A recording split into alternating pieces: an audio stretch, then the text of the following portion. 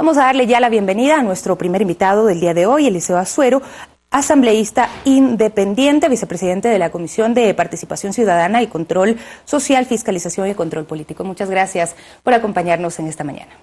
Muy buenos días, Sofía. Muy buenos días a todos los ecuatorianos. El tema está ya planteado. El jueves pasado se presentaron un proyecto de reformas al Código de la Democracia. Vino esta vez del Consejo Nacional Electoral, del Tribunal Contencioso Electoral, pero hay varias propuestas que se han hecho ya en los últimos tiempos, en torno al Código de la Democracia. La pregunta es si es que para la Asamblea todavía hay tiempo para hacer estas reformas, tomando en cuenta de que no se pueden hacer cambios a la ley electoral un año antes del proceso electoral que está próximo. Buenos días. Buenos días. Sí, efectivamente la Asamblea tiene que esforzarse y si tenemos que trabajar en doble jornada lo debemos hacer, más aún cuando quedan dudas respecto de la utilización de este instrumento legal para las anteriores elecciones que han sido bastante cuestionadas.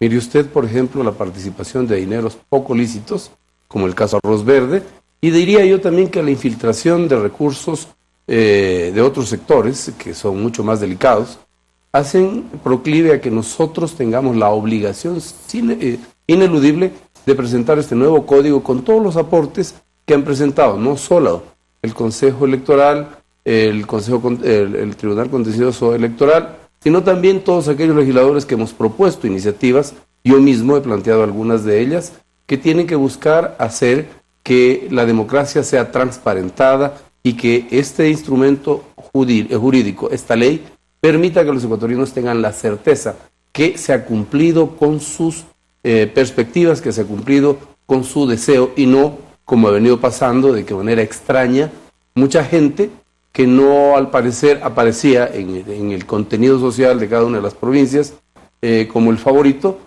aparezca con estas ventajas y con estos desequilibrios que se presentaron, como es el que exista un partido único que ha conducido a lo largo de estos últimos 14 años el manejo del... Pero precisamente usted dice que hay varias reformas que se han presentado desde tiempo atrás, usted ha presentado una de ellas. ¿Por qué sí es el momento para tramitarlas en la Asamblea? ¿Tienen pendiente el Código de la Salud, el tratamiento al COVID también, las reformas? ¿Se podrá hacerlo en realidad? Yo creo que sí. Yo al menos he conversado con el presidente y con los jefes de bancada y efectivamente esta es nuestra determinación. Es un reto que lo vamos a cumplir. Yo no creo que aquí nosotros tengamos que salirnos por la tangente. ¿Por qué no lo hicimos antes? Usted sabe que hay un problema de alguna manera bastante complejo respecto del trabajo de las comisiones. También hemos tenido temas trascendentes, juicios políticos que nos han llevado bastante tiempo, pero esto es cuestión de voluntad. Pero hay acuerdos. Sí, los acuerdos están establecidos a través de qué normas vamos a procesar hasta el fin inclusive de nuestro periodo. Y entre ellos, una de las cosas importantes, una de las leyes que tenemos que tratar de manera diligente y oportuna es precisamente la reforma al Código de la Democracia. Ahora usted mencionaba el gasto electoral y el financiamiento de las campañas como uno de los temas centrales. ¿Es esta la prioridad después de los casos que hemos visto como el Sobornos 2012-2016 que destapó una práctica que no es nueva y no es exclusiva de una sola línea política, sino que se ha mostrado el tema de las finanzas, del financiamiento de campañas para luego tener retribuciones en obras? ¿Cómo evitar en la práctica esto? Porque en la ley el papel aguanta todo. Yo creo que hay una iniciativa bastante interesante en la que el candidato debe ser responsable de saber de dónde recibe estos recursos, estas aportaciones, inclusive con declaración juramentada, y responsable ante la ley. Es decir, no podemos aceptar de que la gente diga, bueno, me vinieron a dejar una cantidad de dinero, no sabía de dónde venía, y pues yo los utilicé, porque si sabía de dónde venía no los hubiera utilizado. ¿Qué es lo que ocurre actualmente? El tesorero es quien responde por los fondos. No solo el tesorero, tiene que ser el candidato, tiene que ser el partido, tiene que ser el movimiento provincial, entre otros. Es decir, no es posible que deslindemos responsabilidades éticas sobre el comportamiento de los candidatos y la forma de su financiamiento. ¿Usted cree que se debe ampliar el tema del financiamiento para las campañas electorales, para que también puedan existir estos aportes, pero que sean transparentes? A ver, si es que el Código de la Democracia actualmente establece, por ejemplo, de que usted pueda llegar a aportar, pero tiene que demostrar de que tiene actividad económica alguna. Lo que ha pasado en la investigación que hiciéramos en la Comisión de Fiscalización, hay personas que llegaron a depositar hasta $60,000 y no tienen actividad económica que haya sido declarada ante el SRI. ¿Qué quiere decir esto? De que se utilizó a ciertos militantes de un partido para poder ingresar dineros de dudosa procedencia para financiar campañas. Esto es lo grave. Lo grave es el abuso y no existe norma expresa en el momento para poder sancionar a aquellos que se prestan para entregar estos recursos de manera dolosa, y es lo que debemos hacer.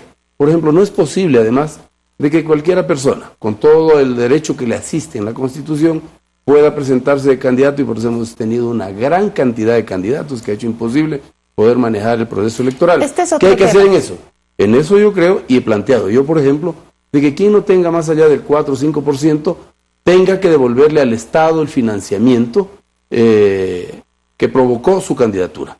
Y de esa manera creo yo que vamos a restar la participación de candidatos que tal vez se presentan por el minuto de fama que le está costando al Estado y que genera una serie de complicaciones complejas. El mismo hecho del financiamiento. Si hay candidatos que se ha visto que no tienen un centavo, sin embargo aparecen con campañas supermillonarias. ¿De dónde aparece eso? Y eso complica más el espectro democrático. Ahora, en esto, y pues antes de pasar al tema que usted mencionaba de la presentación excesiva de candidatos, que fue lo que pasó en las últimas elecciones y que al final también complicó hasta el conteo de votos y demás, esto del financiamiento no va atado también a reformas a la ley de contratación pública o el control posterior que se haga a los patrimonios de los candidatos, de las autoridades que llegan al poder. La ley de contratación pública, yo lo presenté hace más de año y medio. Es decir, necesitamos un nuevo cuerpo legal, entre ellos, por ejemplo, la figura del prevaricato a los funcionarios que anticipan criterio.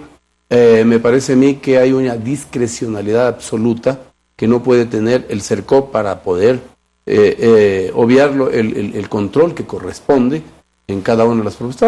Ahora mismo yo estoy investigando un tema del Seguro Social Campesino, en donde por 3 oportunidades ya se declara desierto porque se pretende favorecer a una primera firma. Esto es gravísimo. El problema es que cuando hay este financiamiento de campaña y después se quiere pagar con las obras suben de precio y le termina costando a los ecuatorianos. Precisamente por eso. Hay una suerte de contubernio, por eso es necesario un cambio a la ley de contratación pública, para que el funcionario público, el gobernante de turno y sus adláteres no presionen, no condicionen a las personas al financiamiento futuro, o también a este tema de las coimas, que es un tema que en el Ecuador hay que erradicarlo con presteza. Por eso les digo, hoy mismo estoy observando eso 3 veces cuando el Seguro Social Campesino necesita de esos equipos. Las razones, hay algunas, y por ejemplo hay una empresa que, si usted va a la Superintendencia de Compañías, está en proceso de disolución. Si usted va al SRI, también tiene problemas en el SRI, no entiendo cómo los califican para que participen en estos procesos. Eso es responsabilidad de la institución que promueve la contratación y del CERCOP, que debe mejorar su legislación para impedir que estos hechos se den. Ahora, en cuanto a lo que usted mencionaba, la presentación de candidatos excesivos, ¿cómo hacerlo? Porque el requisito se cumple, la entrega de firmas, el tema es cómo se verifican estas firmas. Y lo otro es el tema de la asignación de los escaños. ¿Qué método es el mejor? En el primer caso, yo creo que hay que eliminar la posibilidad de que existan movimientos cantonales, que existan movimientos provinciales, movimientos nacionales y partidos políticos. Ahí bajaríamos bastante la posibilidad de que haya una participación masiva de candidatos. La segunda es aquella que he hecho referencia, en donde aquel candidato que no logró el 5% tenga que devolverle al Estado ecuatoriano los recursos que se invirtieron en él. ¿De acuerdo?